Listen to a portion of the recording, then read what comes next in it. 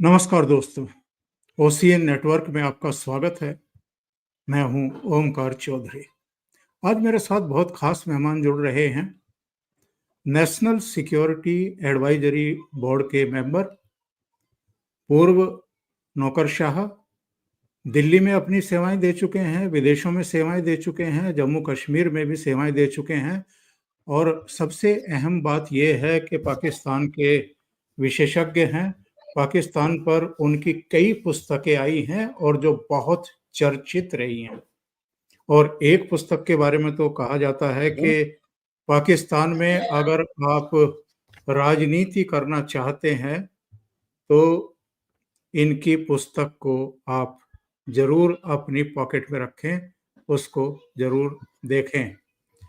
मेरे साथ जुड़ रहे हैं, परिचय के मोहताज वैसे नहीं हैं, आप इनको अलग अलग चैनलों पर देखते रहे हैं।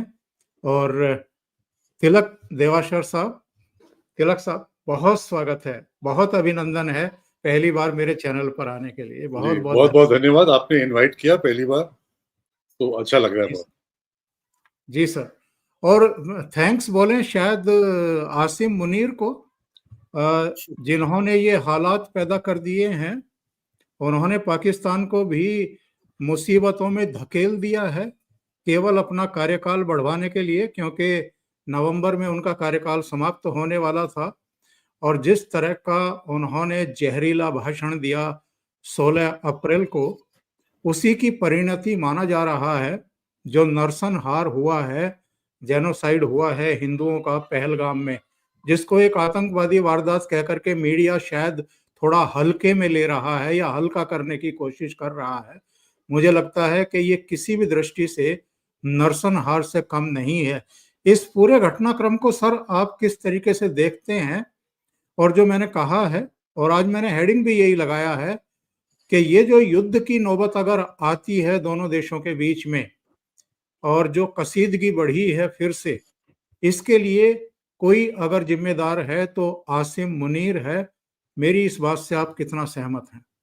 नहीं, मैं बिल्कुल सहमत हूँ, क्योंकि पहली बात तो ये है कि जो वो भाषण दिया उन्होंने, वो ओवरसीज पाकिस्तानी की कन्वेंशन थी। वहां आर्मी चीफ का कोई रोल ही नहीं है।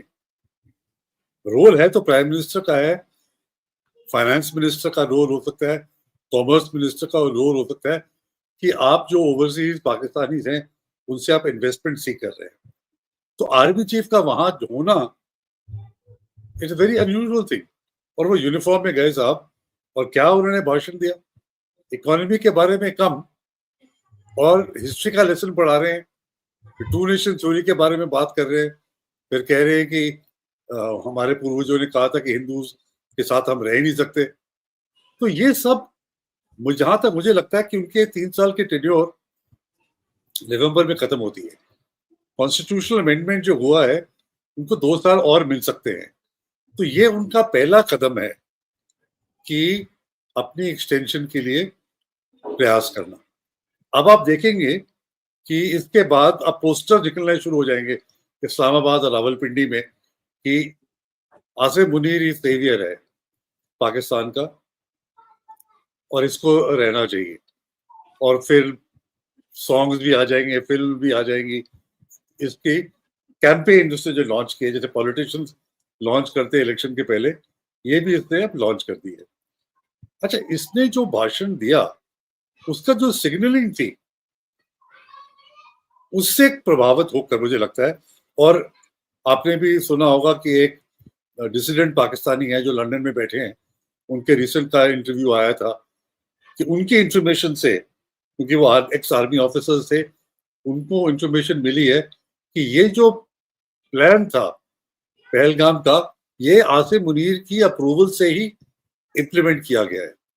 पर आपको याद होगा जब पुलवामा हुआ था तब आसिम मुनीर डीजी आईएसआई थे, उनकी वॉच पर पुलवामा हुआ, और अब पहलगाम जब हुआ है he is the army chief.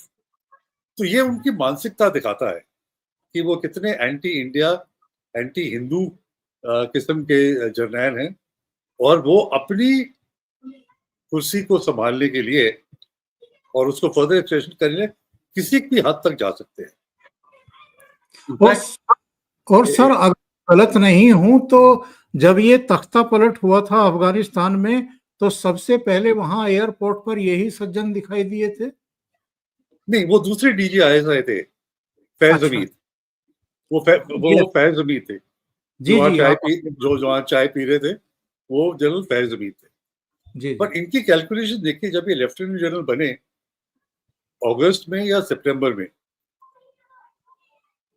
तो इन्होंने रियलाइज किया कि ये रिटायर हो जाएंगे सितंबर 22 में, और जो जनरल बाजवा थे आर्मी चीफ, वो नवंबर में रिटायर होंगे। तो इन्होंने क्या किया कि 2 महीने के लिए गायब हो गए। इन्होंने अपनी पोस्ट ज्वाइन नहीं की, और पोस्ट तब ज्वाइन की नवंबर में जाकर कि जब बाजवा रिटायर होंगे तो इनका नंबर पहले आएगा आर्मी चीफ बनने के लिए। तो ये कैलकुलेशन थी उनकी 3 साल पहले। तो उसी कैलकुलेशन के हिसाब से ही अब चल रहे हैं कि मुझे एक्सटेंशन किस तरह मिलेगी। तो आपकी बात बिल्कुल सही है कि इन्होंने दोनों देशों को युद्ध के कगार पे खड़ा कर दिया है अपनी पर्सनल एम्बिशन फुलफिल करने के लिए। और सर यहाँ तो सारे 52 गज के दिखाई दे रहे हैं मुझे। आप देखिए कि पाकिस्तान का गैर जिम्मेदार उप प्रधानमंत्री इसहाक डार कह रहा है कि ये तो स्वतंत्रता सेनानी हैं जिन्होंने ये जेनोसाइड किया है। और आज उनका एक और बयान आ गया। उन्होंने कहा कि साहब हमारे पास तो परमाणु हथियार हैं। यानी आप हमें परमाणु हथियारों से डराने की कोशिश कर रहे हैं। और इतनी बेशर्मी कहां से लाते हैं कि उनको फ्रीडम फाइटर बता रहे हैं जिन्होंने ये जेनोसाइड किया है। जले पर नमक छिड़कने का काम कर रहे हैं। इसी अब यही बात अगर कोई बलोचों के बारे में कहे कि वो फ्रीडम फाइटर्स हैं, तो देखना कितने तड़पते हैं ये। वो है ना वो पंजाबी की कहावत कि तुम्हारा कुत्ता टॉमी, मेरा कुत्ता कुत्ता। तो इनके जो आतंकवाद है उनको तो फ्रीडम फाइटर्स कह रहे हैं, और जो फ्रीडम फाइटर्स हैं उनको उन्होंने आतंकवाद कह दिया। तो ये इशाकदारी नहीं। आप आपने दूसरा वो इंटरव्यू सुनी होगी डिफेंस मिनिस्टर की, ख्वाजा शाह। आसिफ। यस। ख्वाजा आसिफ जो उससे ओपनली कहा कि आप तो 3 दहाइयों से टेररिस्ट को ट्रेन कर रहे हैं अमेरिका और ब्रिटेन के कहने पर। अरे भाई, क्या एडमिशन किया उन्होंने? वो तो ओपनली एडमिट कर रहे हैं कि हमने किया, और एक्सक्यूज दे रहे हैं कि हमने यूएस और यूके के लिए ये कहने पर किया। तो आपके पास कोई अपनी खुद मुख्तारी नहीं है कि you can always say no, हम नहीं करेंगे, ये गलत काम है। तो बेशर्मी की हद तो किसी हद तक के भी जा सकते हैं। और तिलक सर जैसा प्रधानमंत्री नरेंद्र मोदी ने कहा था तो आज तो पूरा एक्शन हमें देखने को मिला है। इनके 2 आतंकवादियों की जिनकी पहचान हुई है उनके घरों को ध्वस्त किया गया है। एक घर की जलते हुए तस्वीर भी टीवी चैनल्स के पर्दे पर हमने देखी है, आपने देखी है। और अमित शाह ने सभी मुख्यमंत्रियों को कह दिया है कि आपके स्टेट में जितने पाकिस्तानी हैं तुरंत बिना किसी विलंब के इनको वापस भेजिए। एक घटना सर और हुई है उसके बारे में भी मैं आपकी टिप्पणी चाहूंगा ये संदर्भ देते हुए। जयपुर एयरपोर्ट पर अमेरिका का एक बड़ा विमान लैंड किया है सुबह, और इजराइल का भी कोई विमान लैंड किया है जयपुर में ही। क्या संकेत हैं ये सब? देखिए, जो हवाई जहाज का जो मैंने भी वो तस्वीर सोशल मीडिया पर देखी है, इससे ज्यादा जानकारी नहीं है, मेरे ख्याल किसी को नहीं होगी। ये भी हो सकता है कि इंडिया ने अमेरिका से या इजराइल से हथियार खरीदे हों या और कोई सामान खरीदा हो, वो जो हवा लेकर आए रूटीन की किस्म से। जब भी कोई इक्विपमेंट होता है तो बड़ा जहाज ही भेजते हैं। मुझे लगता है शायद ये वो रूटीन का वो है, मगर क्योंकि उनका इस समय लैंड करना, लोगों में एक्साइटमेंट होती है कि पता नहीं क्या है क्या नहीं है। तो जब तक ज्यादा और इंफॉर्मेशन ना मिले, मैं तो यही कहूंगा कि ये रूटीन फ्लाइट्स हैं, जो रूटीन सामान जो इंडिया ने इनसे खरीदा होगा वो आया है। और तिलक सर, मैं ये भी जानना चाहता हूँ, ये हमने जो 5 घोषणाएँ की हैं, कोई नया वीज़ा नहीं देंगे, वाघा बॉर्डर हम बंद कर रहे हैं, कट शॉर्ट कर रहे हैं जो इनका उच्चायोग है उसमें, और इसके अलावा सिंधु जल समझौता हमने स्थगित कर दिया है। इसके जवाब में इन लोगों ने जो किया है कि साहब हम शिमला समझौता रद्द कर रहे हैं, एयर स्पेस अपना बंद कर रहे हैं, और कल रात एलओसी पर फायरिंग भी हमें देखने को मिली है। और एक और सूचना पीओके से मिल रही है कि पीओके के सीमावर्ती जो गांव हैं, जो इलाके हैं, रिहाइश है, उसके पास पाकिस्तानी सेना ने अपनी पोस्ट बनाई है डेलिबरेटली, कि अगर भारत की तरफ से कोई कार्रवाई होती है और सिविलियंस की कैजुअलिटी होती है तो उसको अंतर्राष्ट्रीय स्तर पर प्रोपेगेंडा के तौर पर सामने लाया जाए। जो इनकी तरफ से ये कदम उठाए जा रहे हैं, पार्लियामेंट का सेशन बुलाया गया, उसमें बहुत बकवासबाजी हुई है, ये किस तरीके से आप देखते हैं? नहीं, देखिए, उन्होंने जो कदम उठाए हैं, जैसे शिमला अग्रीमेंट से पहले लेते हैं, तो शिमला अग्रीमेंट तो अनफॉर्चुनेटली कभी फॉलोड ही नहीं हुआ। उसकी कोई जो मेन पर्पस था शिमला अग्रीमेंट का, कि जो भी आपस में कोई मुद्दे हैं उनको हम बायलैटरली सॉल्व करेंगे। अच्छा, पाकिस्तान ने ये कभी करा ही नहीं। हमेशा वो यूएन रेजोल्यूशन की रट लगाए रखता था और सीकिंग थर्ड पार्टी इंटरवेंशन। फिर शिमला अग्रीमेंट में ये था कि तो कुछ समय के बाद दोनों जो कंट्रीज हैं उनके रिप्रेजेंटेटिव्स मिलेंगे और ये तय करेंगे कि कश्मीर का मसला आगे इसको कैसे हल करेंगे। वो मीटिंग कभी हुई नहीं। 1992 में नवाज शरीफ ने चिट्ठी लिखी थी इंडियन प्राइम मिनिस्टर को, बट कोई मीटिंग हुई नहीं। तो शिमला अग्रीमेंट को होल्डिंग अबेयंस करना कोई फर्क नहीं पड़ता। अच्छा, एयर स्पेस बंद करना इनकन्वीनियंट है एयर इंडिया के लिए, it will be inconvenient, but 2019 में भी ये किया था उन्होंने। जब 2019 में आर्टिकल 370 को जो कार्रवाई हुई थी, उस टाइम भी उन्होंने ये बंद कर दिया था। तो फ्लाइट्स को लंबा रास्ता लेना पड़ता है, फ्लाइंग टाइम इंक्रीज होगा, cost of tickets will go up, but इससे खास कोई फर्क नहीं पड़ता। मगर उनको फर्क जो पड़ रहा है और जो सबसे ज्यादा उनको वरी है, जब इंडिया ने जो कहा है कि इंडस वाटर ट्रीटी को हम अबेयंस में रखते हैं, ये उनकी बहुत बड़ी वरी। अगर आप पाकिस्तानी अखबारों को पढ़ें, पाकिस्तानी के जो यूट्यूब चैनल्स हैं उनको आप देखें, तो ये एक बड़ा उनका बड़ा डर है। क्योंकि पाकिस्तान, हालांकि 80% वाटर उनको मिला था 1960 में ट्रीटी के तहत, उन्होंने बहुत मैनेज नहीं किया अपना पानी। तो आज पाकिस्तान की जो स्थिति ये है कि almost they are water stressed और एब्सोल्यूट वाटर स्केर्स बनने की कगार पर खड़े। और पाकिस्तानी थिंक टैंक्स कहते हैं कि इसका मतलब है कि देयर विल बी ड्राउट, सूखा पड़ने वाला कई पाकिस्तानी इलाकों में।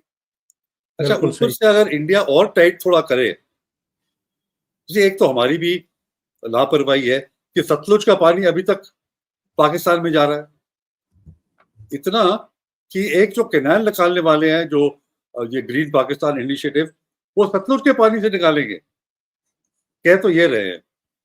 तो एक तो हमें वो बंद करना है, मगर जो नॉर्दर्न, जो वेस्टर्न रिवर्स है, इंडस, झेलम, चिनाब, उसमें भी हमें अलाउड है कि run of the river project हम करें। और पाकिस्तान ने हमेशा ये ऑब्जेक्शन किया है। तो मुझे लगता है इसका फायदा इंडिया को होगा कि ये जो प्रोजेक्ट्स जो पाकिस्तान ने ऑब्जेक्ट किए हैं, रतले प्रोजेक्ट है, कृष्ण गंगा है, इनको अब हम कंप्लीट कर सकेंगे और जो इरिगेशन करनी है JNK में या पंजाब में, वो हो पाएगी। तो इनके लिए जो इंडिया ने एक्शन लिया है, far more concerning and dangerous for them.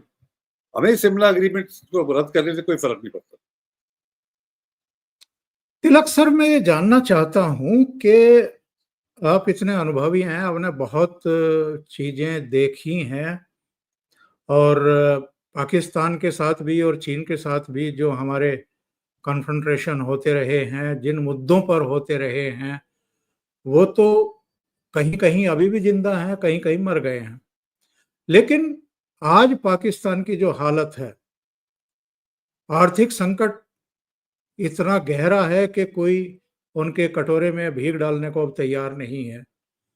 जो बलूचिस्तान में हो रहा है या खैबर पख्तूनख्वा में हो रहा है, और सिंध में भी कम नहीं हो रहा है। पीओजेके में भी हम देखते हैं कि कई बार धरने, प्रदर्शन, आंदोलन, नारेबाजी होती है।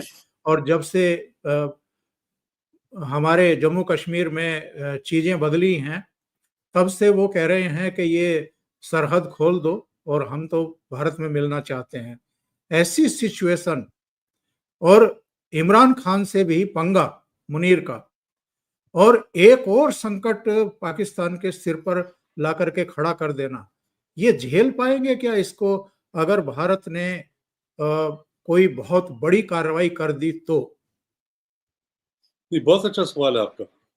जी, मैं पाकिस्तान को कई 2 दिहाइयों से ज़्यादा से मैं इसको देख रहा हूँ, और सबसे बड़ा जो फ़र्क मुझे महसूस होता है कि 20 या 25 साल पहले पाकिस्तान में एक उम्मीद की किरण थी, होप था लोगों में कि हम आगे बढ़ रहे हैं, हम इंडिया से कम्पीट कर रहे हैं। आज की डेट में इतनी डिप्रेशन और मैंने कभी नहीं देखी पहले। अब लोग समझ गए हैं कि इंडिया की बात तो छोड़ो, इंडिया का कोई कंपैरिजन नहीं है। बांग्लादेश से कंपेयर कर ले तो फिर भी कुछ समझ में आता है, और लोग निकलना चाहते हैं पाकिस्तान से, किसी भी हाल में पाकिस्तान से निकले। तो ये सबसे बड़ा प्रॉब्लम पाकिस्तान में, जो एक होपलेसनेस की जो आलम है, वो है। अच्छा, इसके वजह से आपने मुद्दों का जिक्र किया, बलूचिस्तान में प्रॉब्लम है, खैबर पख्तूनख्वा में प्रॉब्लम है, सिंध में उसका जिक्र इतना पेपर्स में नहीं आता है, मगर वहां पानी का बड़ा सीवियर मसला है, क्योंकि पंजाब 6 और कनाल्स निकालना चाहता है इंडस से, क्योंकि आर्मी को फायदा है चोलिस्तान डेजर्ट को आबाद करने में, क्योंकि जमीनें उनको मिल रही हैं। तो अपने मफाद के लिए वो सिंध को एक बिल्कुल रेगिस्तान बना देंगे। तो लोग प्रोटेस्ट कर रहे हैं, क्योंकि अगर पानी नहीं होगा तो जिंदगी नहीं है। तो they are protesting every day, हर एक छोटे छोटे टाउन्स और विलेजेस में प्रोटेस्ट हो रहे हैं। अच्छा, आप पीओके की बात की आपने, गिलगिट बाल्टिस्तान में वहां भी प्रोटेस्ट हो रहे हैं। तो कहाँ नहीं हो रहे प्रोटेस्ट? और फिर पोलराइजेशन इतनी है, Imran Khan is the most popular person, सबसे ज्यादा पॉपुलर वही है। और आर्मी, आसिम मुनीर उसको, क्योंकि अब वो जानता है कि अगर इमरान खान बाहर निकल गया तो इसका ही इज फिनिश्ड। तो वो इमरान खान को बाहर नहीं निकाल सकता, and people want him because he is a popular leader. और आर्मी के लिए मसला ये है कि जो आर्मी का जो एक रौब था 70 साल से, आर्मी का जो पोजीशन ऑफ ऑरा जो था आर्मी का, वो टूट गया है। इमरान खान ने उसको तोड़ दिया। तो जितनी रिस्पेक्ट आर्मी को पंजाब में होती थी, आज की डेट में वो नहीं है। और पाकिस्तान आर्मी को मालूम है, आसिम मुनीर को मालूम है, और पाकिस्तान आर्मी की रियल स्ट्रेंथ थी लोगों का सपोर्ट। किसी भी आर्मी का यही स्ट्रेंथ होती है, लोगों की सपोर्ट। अब वो उस तरह की नहीं रही जो 70 साल से थी।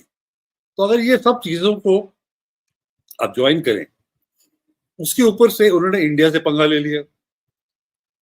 तो अगर जब इंडिया का रिएक्शन होगा, अब जैसे प्रधानमंत्री ने अनइमेजिनेबल कॉन्सिक्वेंसेस की बात की है, तो इंडिया का जो रिएक्शन इतना सिवियर होने वाला है, पाकिस्तान के लिए it will be almost impossible. उसको कैसे झेलेंगे? तो बहुत मुश्किल का सामना है, बिकॉज, और मुझे लगता है ये जो कार्रवाइयां कर रहे हैं कि टैंक्स दिखा रहे हैं लोगों को कि आगे जा रहे हैं, यहाँ से ट्रुप्स जा रहे हैं, यहाँ से वो ये लोगों को कॉन्फिडेंस देने के लिए है। अंदर से लोग जानते हैं क्या बहुत बुरी हालत में, और उनको कॉन्फिडेंस देने के लिए वो इस तरह की कार्रवाइयां कर रहे हैं।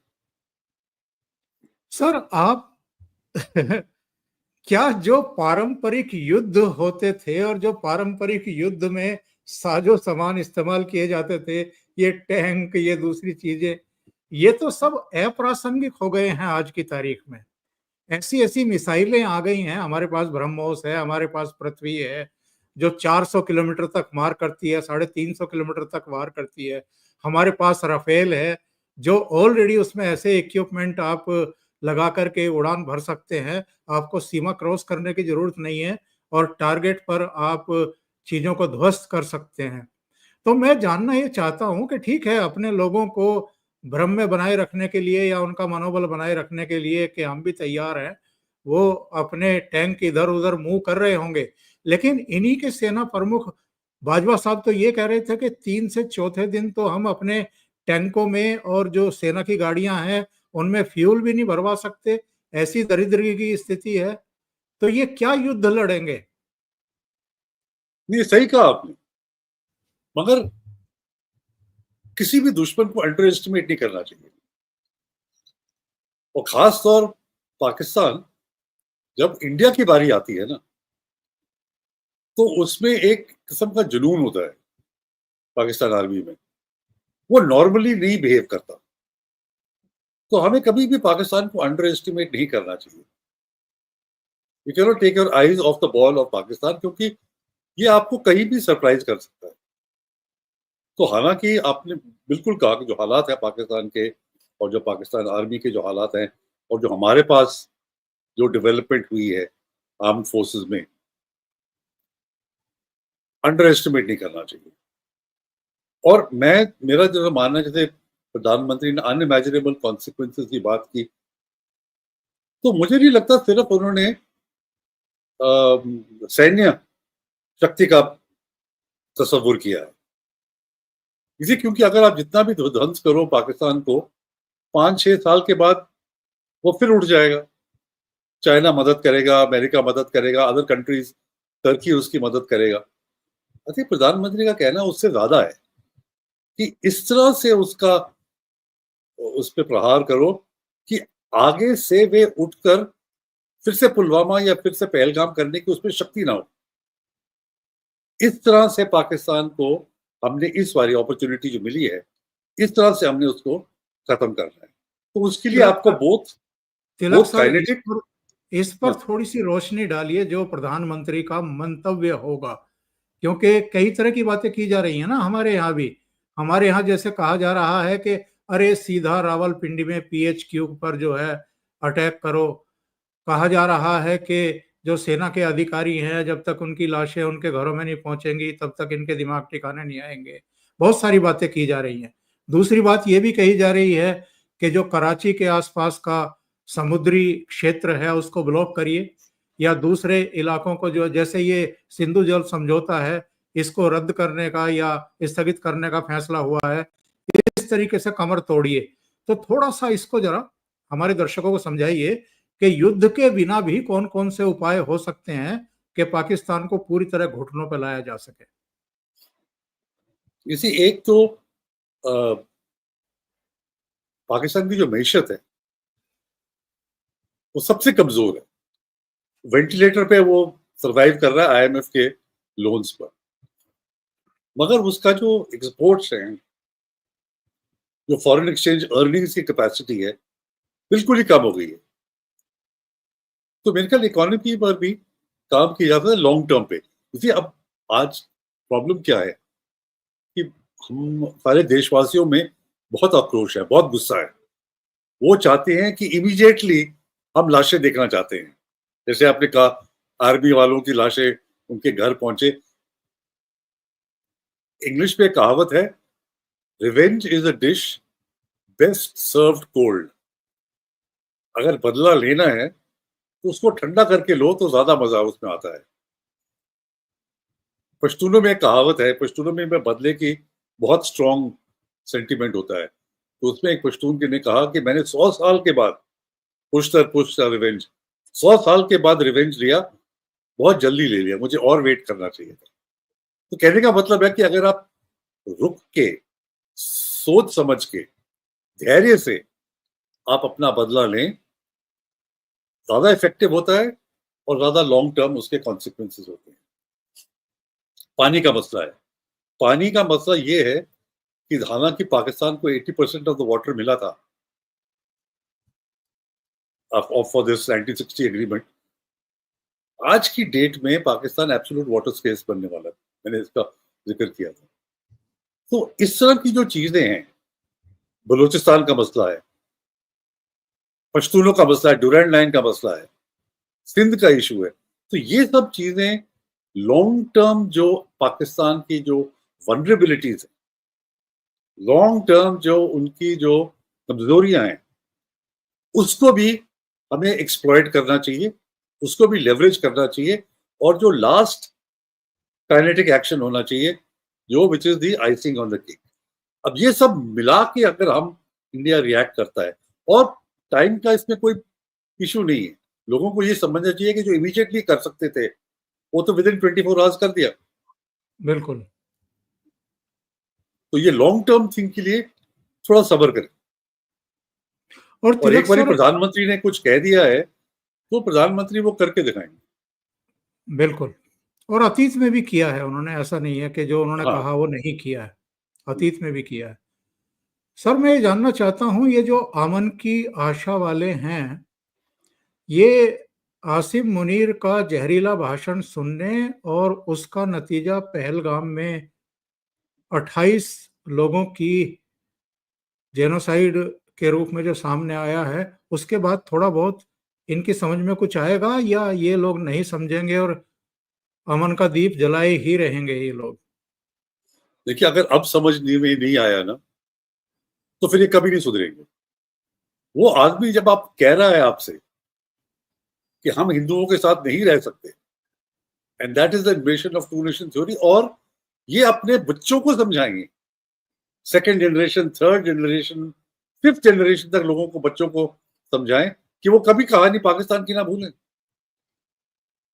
वो तो आपको ये कह रहे हैं और आप मोमबत्ती लेके बागा पे पहुंच रहे हो। अभी ये कहां बेवकूफी की भी कहानी होती है। तो अगर अब नहीं समझेंगे वो, तो देन दे आर इनकॉरेजिबल। वो तो समझना ही नहीं चाहते, उनका फिर कोई इलाज नहीं। तिलक सर उसने तो बहुत अमन बहुत, की आशा पे, अमन की आशा लोगों पर इतना तमाचा लगाया है। जी जी जी, बिल्कुल बिल्कुल। सर बहुत बहुत धन्यवाद, आपने इतना समय निकाला ओशियन नेटवर्क के लिए और बहुत ही महत्वपूर्ण मुद्दे पर अपने विचार रखे। Thank you so much sir. Thank you so much. जय हिंद नमस्ते। And wish you all the best. जय हिंद सर।